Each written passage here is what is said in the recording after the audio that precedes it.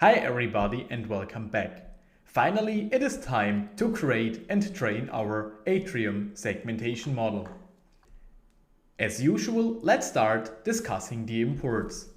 We use pathlib for easy path handling, PyTorch for tensor operations, PyTorch Lightning to handle the training for us, Model Checkpoint and TensorBoard Logger for checkpoint saving and logging, EMG-aug for data augmentation, NumPy for file loading, array operations and masking, Matplotlib for visualization purposes, and last but not least our cardiac dataset and UNet. Let us at first define our augmentation pipeline. We use the same pipeline we already implemented when validating our dataset. Let's quickly copy it from the corresponding notebook. Next, we create our train and validation dataset. We define a path object to the train files. Let's call it train path, which in my case is simply preprocessed/train.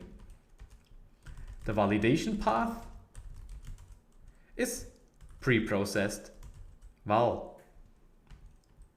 Let's call the train dataset train_dataset and use our cardiac dataset, which accepts at first the train path and next the augmentation pipeline.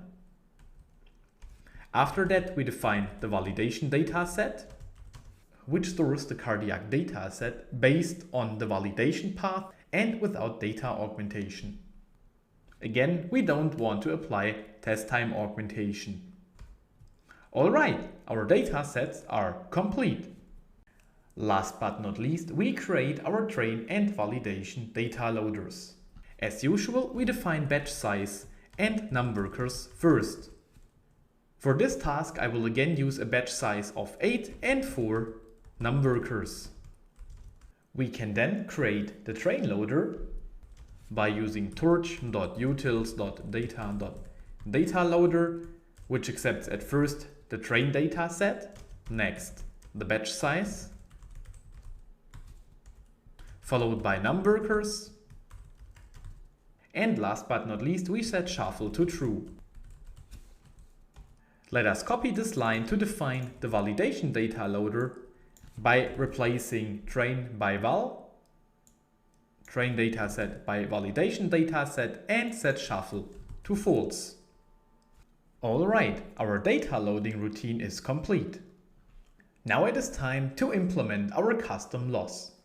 Often, segmentation models perform better when using a dice loss instead of the cross entropy. To implement this loss, we create a Torch module called dice loss. We don't need to pass any parameters to this loss, but we still need to define the initialization function to call the parent constructor. The actual loss functionality is implemented in the forward method. It accepts, of course, self, our predicted segmentation mask, and last but not least, the ground truth segmentation. At first, we flatten our prediction and mask tensors. We override our prediction with the result returned when calling torch.flatten_pred. This simply flattens our 4-dimensional input.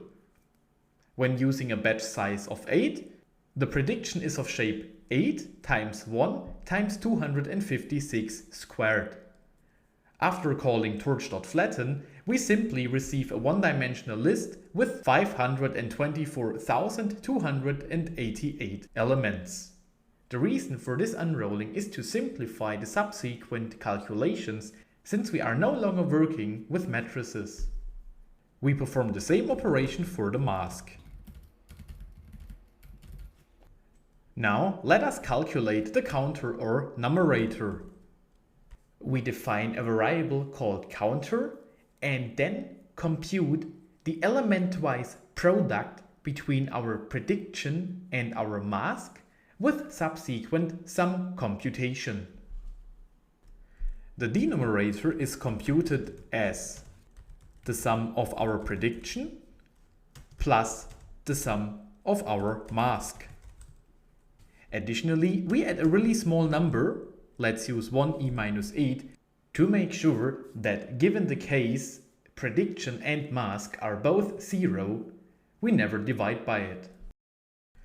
We are now able to calculate the dice score.